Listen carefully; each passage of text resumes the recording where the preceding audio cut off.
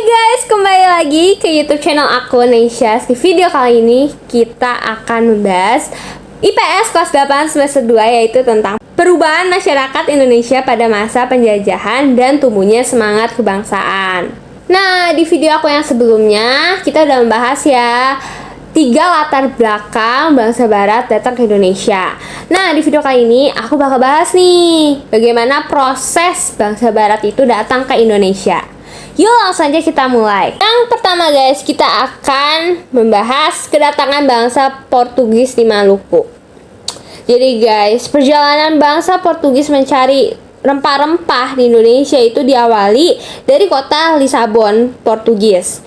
Jadi pada tahun 1486, Bartolomeus Dias, ingat ya guys, Bartolomeus Dias melakukan pelayaran pertama menyusuri pantai barat Afrika. Awalnya guys, ia itu bermaksud untuk melakukan pelayaran ke India, tapi gagal.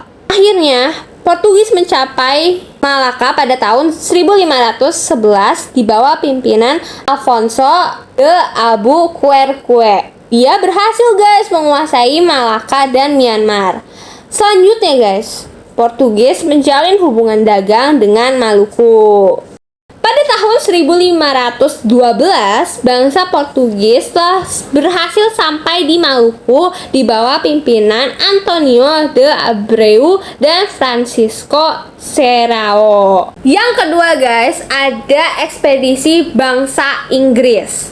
Jadi guys, persekutuan dagang milik Inggris diberi nama EIC, East Indian Company. Nah, di dalamnya bergabung para pengusaha Inggris. Walaupun Inggris tiba di Kepulauan Nusantara guys, pengaruhnya tidak terlalu banyak seperti Belanda. Hal ini disebabkan EIC terdesak oleh Belanda sehingga Inggris menyingkir ke India atau Asia Selatan dan Asia Timur. Nah, yang ketiga guys, kita akan membahas kedatangan bangsa Belanda di Jayakarta alias Jakarta. Nah, bangsa ini yang paling lama guys menjajah Indonesia. Nah, bagaimana proses kedatangan Belanda di Indonesia? Jadi guys, dulu ada seorang pelaut Belanda yang bernama Cornelis de Houtman yang memimpin ekspedisi ke Indonesia. Pada tahun 1595, armada de Houtman mengarungi ujung selatan Afrika. Selanjutnya terus menuju ke arah timur melewati Samudra Hindia. Nah, terus pada tahun 1596, setahun kemudian guys, armada de Houtman ini tiba di Pelabuhan Banten melalui Selat Sunda. Kedatangan Houtman di Indonesia kemudian disusul ekspedisi-ekspedisi lainnya guys. Jadi ekspedisinya itu nggak hanya satu guys dari Belanda, tapi banyak ya guys. Nah, karena banyaknya pedagang Belanda di Indonesia, maka muncullah persaingan di antara mereka. Lalu, untuk mencegah persaingan yang tidak sehat, pada tahun 1602 didirikan VOC guys, yaitu Verenigde Oost-Indische atau Perserikatan Maskapai Hindia Timur, yang merupakan merger atau penggabungan dari berbagai perusahaan dagang Belanda. Siapakah Gubernur Jenderal pertama VOC? Ia adalah Peter Both. Ingat ya guys, Peter Both. Ia mendirikan pusat perdagangan VOC di Ambon, Maluku. Namun kemudian guys, pusat dagangnya itu dipindahkan ke Jayakarta atau Jakarta karena VOC ini melihat guys bahwa Jawa ini lebih strategis sebagai lalu lintas perdagangan.